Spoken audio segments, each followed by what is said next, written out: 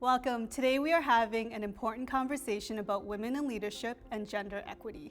I have two amazing Haskayne MBA alumni with me, and we're going to start that conversation now. Jolene, can you talk about the difference between gender equity and gender equality? Sure. I think there's a very important distinction between the two.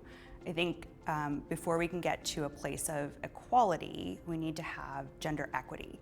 And really, in my mind, what that looks like is just leveling that playing field and providing more opportunities for women to advance in the ways that they need to in order to create that equality. Cecilia, you work in healthcare, which is predominantly female. Your CEO is also female and Asian. Tell us what it's like to be in that kind of environment. It's amazing.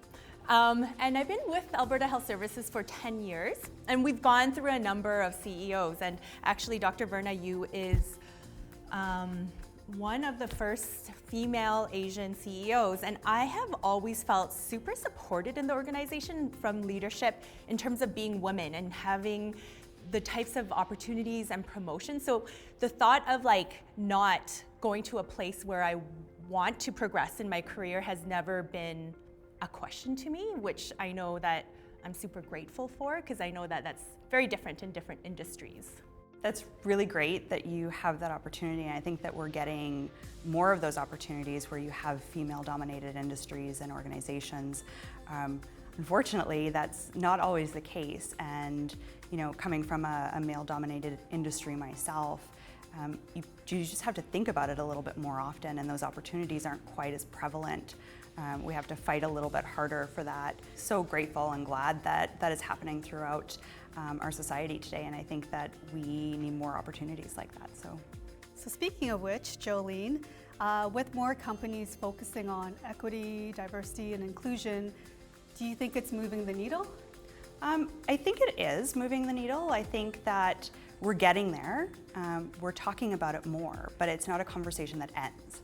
It's not something that you have a finish line and then all of a sudden you stop. So I think that it is moving the needle, maybe not as quickly as we want it to, but nothing ever works as fast as we want to. So I think we just continue to talk about it and continue to make it a conversation. And at that point, it becomes more of an important piece of an organization's fabric. So. There's a lot of companies like Jolene and my companies where that's one of the first things that they talk about, right? From the interview to the throughout the recruitment process. So, and I think that it's becoming more and more prevalent in our Calgary community.